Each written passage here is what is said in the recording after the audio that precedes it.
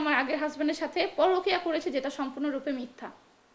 যেটা প্রশ্ন টাকার জন্য, আমি টাকার জন্য তাকে বিয়ে করিনি, এটা আমি মানুষকে বলতে চাই। বয়সটা আসলে আমি একটু ফ্রেন্ডলি হিসাবে দেখেছিলাম, যেহেতু তার সাথে আমার বিয়ের আগে প্রায় 2 বছরের মতো একটা সম্পর্ক। প্রথমেই সে আমাকে বলে যে দেখো একটা ফ্রেন্ড হিসেবে রাখো বা এটা সেটা, সে আমাকে নানানভাবে সে আমার পিছনে লেগেছিল। আমি যে তার কাছ থেকে আলাদা হব বা আমি কিছু চিন্তা করবো এই সময় সে আমাকে দেয় নাই, সে রেগুলার আমার পিছনে লেগেছিল। তো একটা সময় আসলে আমার মনে হয়েছে যে না, একটা মানুষের বয়সটা হয়তো বা ব্যাপার না, মানুষটা যদি ভালো হয়, আমি যদি মানুষের সাথে ভালো থাকতে পারি, বয়সটা আমার কাছে ম্যাটার করে না, এই ব্যাপারটা আমি চিন্তা করেছিলাম। আর যেটা হচ্ছে যে টাকার জন্য আমি তাকে বিয়ে করেছি, আমি যদি টাকার জন্য বিয়ে করতাম, আজকাল মেয়েরা কিন্তু প্রেম করা অবস্থায় হচ্ছে ছেলেদের কাছ থেকে নানান রকম টাকা পয়সা আদায় করে, নানান রকম টাকা পয়সা আদায় করে। তা আমি যদি টাকার জন্যই তাকে বিয়ে করতাম, আমি তার কাছে বিয়ের আগেই কিন্তু বলতাম যে আমাকে 20 লাখ টাকা দেন, আমাকে ফ্ল্যাট কিনে দেন, আমাকে গাড়ি কিনে দেন, বাড়ি কিনে দেন। সে আমাকে মাত্র একজোড়া চুড়ি এবং একজোড়া চুড়ি দিয়েই সে আমাকে বিয়ে করছে, আর হাতের একটা আংটি দিয়ে সে আমাকে বিয়ে করছে। সে কিন্তু আমাকে 20-50 ভরি গহনা দিয়ে বিয়ে করে নাই, সে আমাকে 20-50 লাখ টাকা কাবিন দিয়ে বিয়ে করে নাই।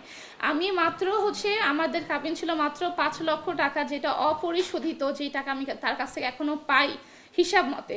তো কাছে আমি তার কাছ থেকে কোনো গাড়ি বাড়ি টাকা পয়সার আশায় বা এগুলো নিয়ে বিয়ে করি নাই। তাহলে আপনারা আমাকে বলতে পারতেন যে আমি টাকা নিয়ে বিয়ে করেছি, টাকার লোভে বিয়ে করেছি।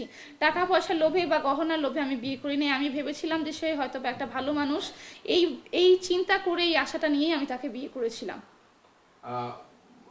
উনি অভিযোগ করছে যে আপনি নাকি পরকীয়া প্রেম করেন, এই জন্য আসলে আপনার উপর অতর্কিতভাবে হামলা। আপনি এটা কি বলবেন? তার সাথে, তার ওয়াইফ থাকা অবস্থায় আমি কারোর সাথে কোনো রকম পরকীয়াতে জড়াইনি। সে আমার সাথে যে এত বড় একটা অ্যাটেম্প টু মার্ডার, আজকে যদি আমি এখানে বেঁচে আছি আল্লাহর রহমতে, আমি যদি মরে যেতাম তাহলে এটা মার্ডার কেস হয়ে যেত। হ্যাঁ, যেহেতু আমি মরিনি, এটা অ্যাটেম্প টু মার্ডার কেস। সে আমাকে খুন করার জন্যই সে আমার সেদিন বাসায় আসছিল। আমি বেঁচে আছি এটা আল্লাহর রহমত। সে সে এত বড় একটা হেয়ানাস ক্রাইম করেছে, এই ক্রাইম থেকে বাঁচার জন্য সে আমার নামে অপপ্রচার চালাচ্ছে। তার কাছে কোনো প্রুফ নেই, আমি তাকে রেখে কারোর সাথে, কাউকে সে এনে প্রমাণ দিতে পারবে না যে আমি তাকে রেখে কারোর সাথে কারো কোনো রকম পরকীয়া বা কোনো রকম কোনো ফ্রেন্ডশিপেও জড়িয়েছি। এবং যেই কথাটাকে সে পরকীয়া বলে চালিয়ে দিয়েছে, মানুষ এটাকে ভুল বুঝতেছে যে আমি আমার আগের হাজব্যান্ডের সাথে সম্পর্ক রেখেছিলাম। আমার আগের হাজব্যান্ড আমার হাজব্যান্ড ছিল, সে আমার প্রেমিক ছিল না যে আমি তার সাথে আবার প্রেমে লিপ্ত হব। তার সাথে আমার একটা বাচ্চা আছে, এটা সে জেনেই বিয়ে করেছে। এবং যেহেতু আমার বাচ্চাটার বয়স মাত্র 8 বছর, তখন 7 বছর ছিল, সে জেনে বিয়ে করেছে। আমার বাচ্চাটা যেহেতু একটা ছোট একটা বেবি, বাচ্চাটা ঠিক, আমি একটা বিয়ে করেছি, আমার বাচ্চাটা ঠিক আছে কিনা, বাচ্চাটা ঠিক মতো স্কুলে যাচ্ছে কিনা, বা বাচ্চাটাকে সে মাঝে মাঝে দেখতে চায়, সে বাচ্চাটাকে নিয়ে বেড়াতে যেতে চায় বা তার ফ্যামিলির সাথে দেখা করাতে চায়। এই কারণে তার সাথে আমার মাঝে মাঝে কথা হতো, এবং এই কথাটাকেই সে অপপ্রচার করছে যে